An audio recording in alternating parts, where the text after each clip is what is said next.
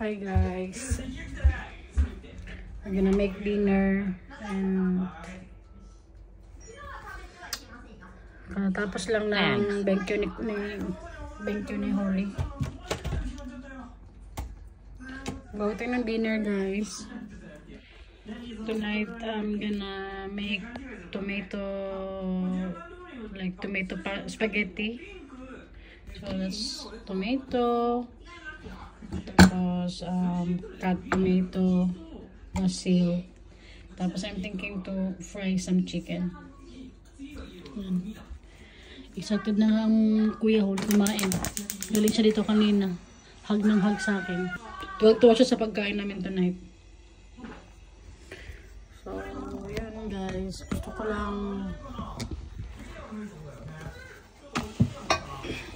lang mag share sa inyo kung ano yung nararamdaman ko again, kung ano yung nasa puso ko. So guys, bigat ng puso ko ngayon guys dahil feeling ko malapit na talagang hindi makita yung pinsan ko, and it's still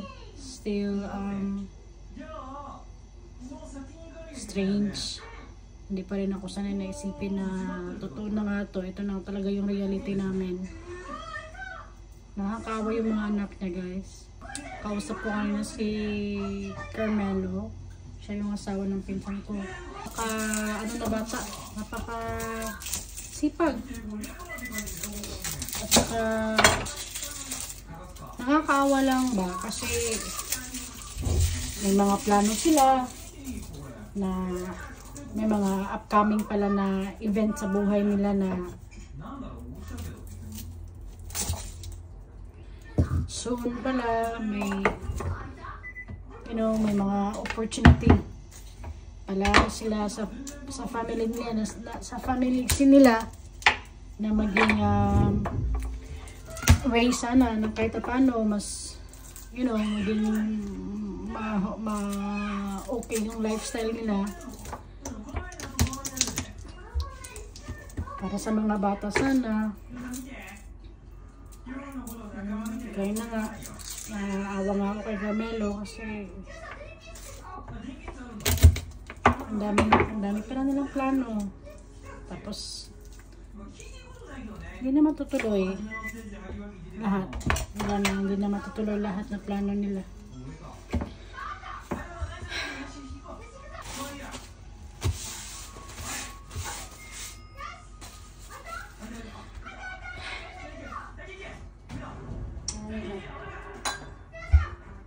Ang hirap tingnan, ang hirap pakinggan ng lungkot niya.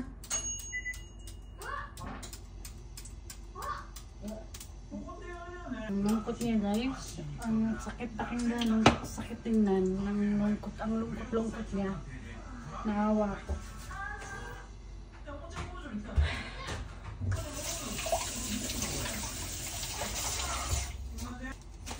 Alam mo yung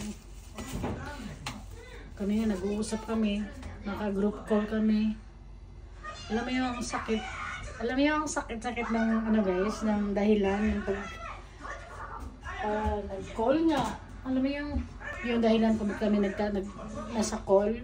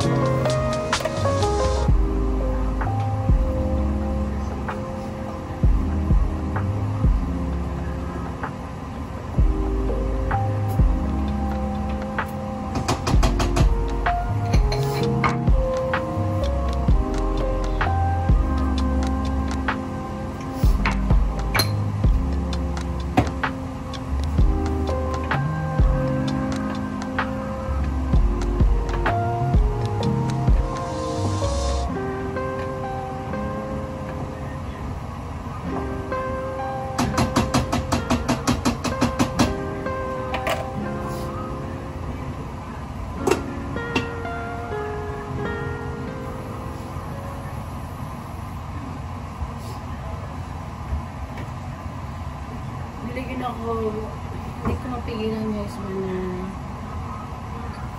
of course, I mean, I was trying to say na hindi ko mapigilan na hindi umiyak, but I think that's just a normal emotion, diba? Kahit anong pilit mo na huwag pansinin.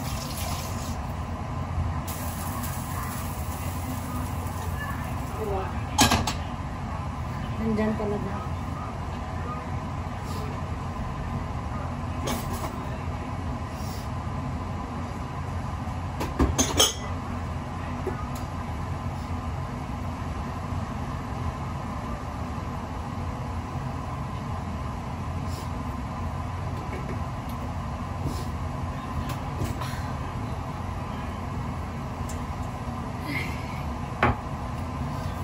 Nakakaawa lang yung mga anak, sila, yung pangarap nila, yung lahat. Nakakaawa lahat. Yung pangarap nila, yung buhay nila, yung bahay nila, lahat.